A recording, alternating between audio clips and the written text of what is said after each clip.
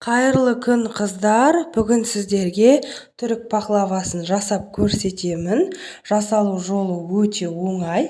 Міне осы видеодағы пахлаваны бірге жасайық. Егер менің видеом ұнаса, каналыма тіркеле кетіңіздер. Түрі де дәмі де керемет болып шығады. Міндетті түрде жасап көріңіздер. Енді осы пахлаваны дайындау үшін қамырын дайындауымыз қажет.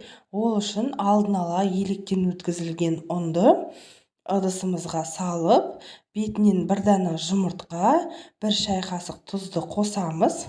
Содан соң бір кесе суымызға 3 ас қасық сұйық май мен 1 шай қасық алма уксусын қосып, жұмсақ қамыр илейміз. Суыңызды аз-аздан қоса отыра жұмсақ қамыр илеңіздер. Біздің қамырымыз өте керемет әрі жұмсақ болып шығады. Енді осыны жарты сағат демалдырамыз. Жарты сағаттан соң бірнеше бөлшектерге бөлеміз. Оны да 15 минут демалдыратын боламыз. 15 минуттан соң қамыр жаямыз. Қамыр жаю үшін крахмал пайдаланамыз. Сіздерде қандай крахмал бар, соны пайдалансаңыздар болады. Біздің қамырымыз өте жұқа болып жайылуы тиіс. Ар жағынан алақаныңыз көрініп тұрса, біздің қамырымыз жақсы жайылды деген, дұрыс жайылды деген сөз. Егер жан жағы қалың болып жатса, қолыңыздың көмегімен созып жіберіңіздер.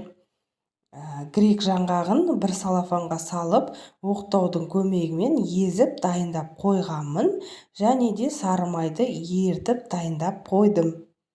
Енді осы жұп-жұқа қылып жайған қамырымызға ертілген сары майымызды жағамыз.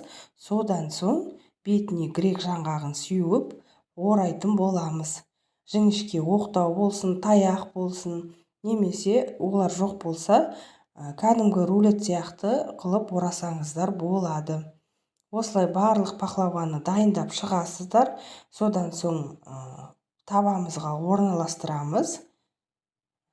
Пышақпен кесіп, қызып тұрған пеште пахлаваны 35 минут пісіресіздер.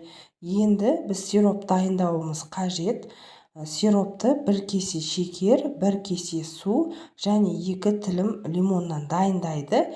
2-ақ минут қайнатасыздар. Піскен пахлаваның үстінен суыған сиропты құйып жібересіздер. Осымен біздің пахлавамыз дайын. Міндетті түрде жасап көріңіздер. Сіздермен бірге болған салтанат. Назарларыңызға рахмет.